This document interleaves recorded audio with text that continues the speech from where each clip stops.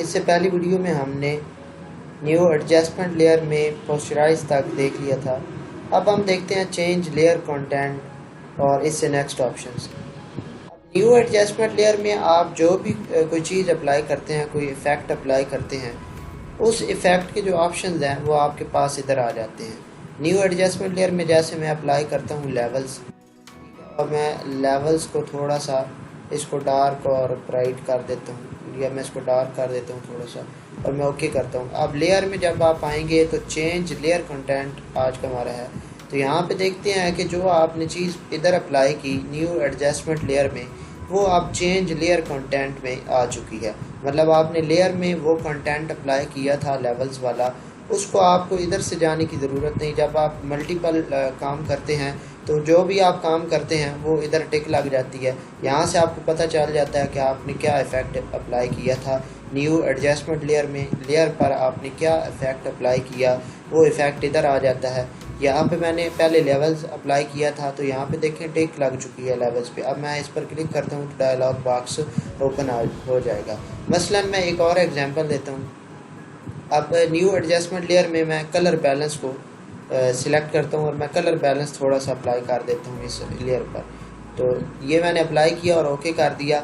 अब जो layer change layer content है, इसमें कलर बैलेंस वाला जो ऑप्शन है वो टिक हो चुका है कि इससे पिछले स्टेप में मैंने कलर बैलेंस को छेड़ा था, और अब मैं अगर उसको ठीक करना चाहूँ तो ये क्लिक करूँगा और यहाँ पे ले आके मैं उसको ठीक कर दूँगा। नेक्स्ट आपके पास है लेयर में लेयर कंटेंट ऑप्शन।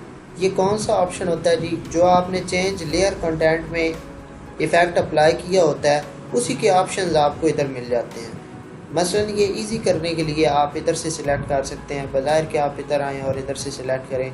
यहाँ पे मैंने अब चेंज लेयर कंटेंट में कलर बैलेंस को अप्लाई किया था, तो अब यहाँ पे लेयर ऑप्शन में आपको कलर बैलेंस के ऑप्शन ही मिलेंगे। तो मैं लेयर कंटेंट ऑप्शन पर क्लिक करता हूँ तो कलर बैलेंस वाला जो डायलॉग बॉक्स है वो मेरे पास ओपन हो गया है।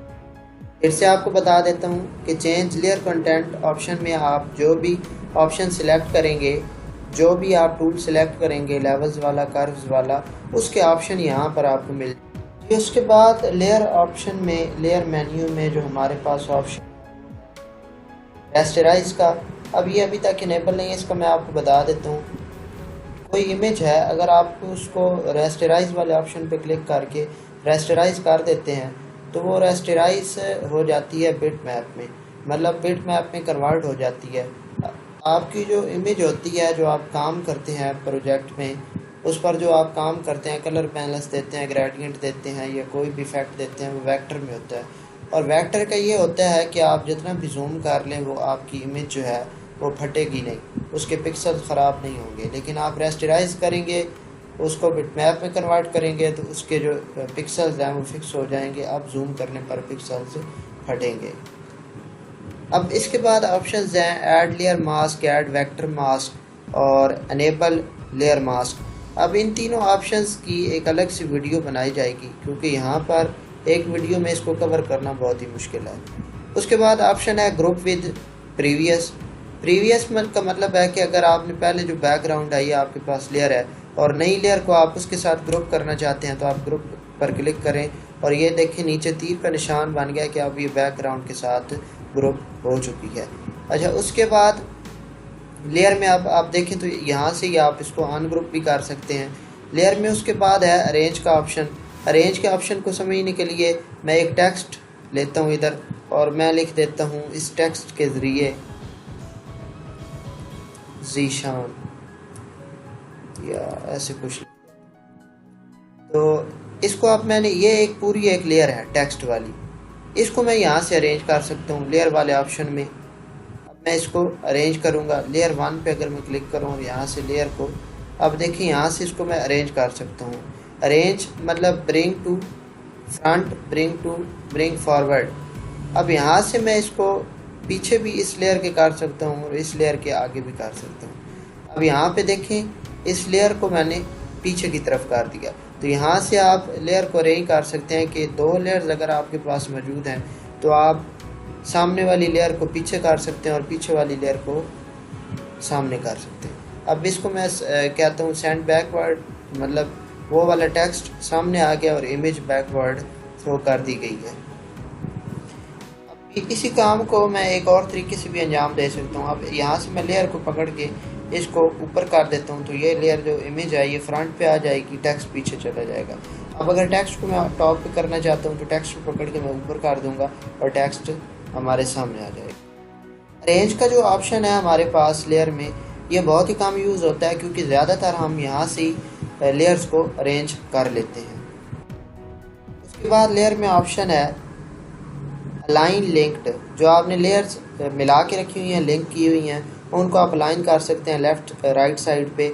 मतलब अब ये इमेज है थोड़ी सी लेफ़्ट साइड पे है तो मैं इसको राइट साइड पे कर दूंगा, ठीक है। डिस्ट्रीब्यूट लिंक में है कि अगर आप उन जो लिंक्स आपने लेयर को लिंक किया हुआ है उनको आप डिस्ट्रीब्यूट कर सकते हैं, अलग-अलग कर सकते हैं, सेपरेट कर सकते हैं। उसके बाद लॉक ऑल लेयर्स है कि आपने जो सेट बनाया है लेयर्स का उसको आप अगर लॉक करना चाहो तो जितनी भी लेयर्स हैं यहाँ पे क्लिक करो तो लॉक हो।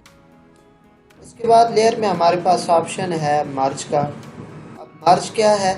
मर्ज डाउन का मतलब है कि आपने जो भी लेयर सिलेक्ट की है वो अपनी नीचे वाली लेयर के साथ मर्ज हो जाएगी, मिल जाएगी। अब यहाँ पे अगर मैं ये ऊपर वाली लेयर है टेक्स्ट की, ठीक है, आप देख सकते हैं ये मूव हो रही है, लेकिन अगर मैं लेयर में आके इसको मर्ज कर देता हूँ नीचे वाली लेयर के साथ, ये मर्ज हो जाएगी। अब ये टेक्स्ट जो है अलग मूव नहीं होगा, नीचे वाली लेयर के साथ ही मूव होगा क्योंकि ये दोनों आपस में मिल चुके हैं, मर्ज हो चुके हैं। उसके बाद है मर्ज विजिबल। अब आपके प्रोजेक्ट में जितनी भी लेयर्स हैं, मर्ज ऑप्शन के ज़रिए आपकी जितनी भी विजिबल लेयर्स हैं वो मर्ज हो जाएंगी।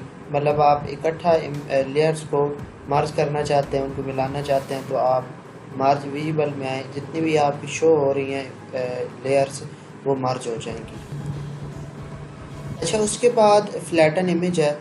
इसमें आप जितनी भी लेयर्स हैं शो हो या हाइड हो उन सब को आप लॉक कर सकते हैं। अगर लेयर में आके फ्लैटन इमेज पर आप क्लिक करें तो जितनी भी लेयर्स हैं वो बैकग्राउंड बन जाएंगी और तमाम लेयर्स लॉक हो जाएंगी, कोई भी लेयर आपके पास मूव नहीं होगी।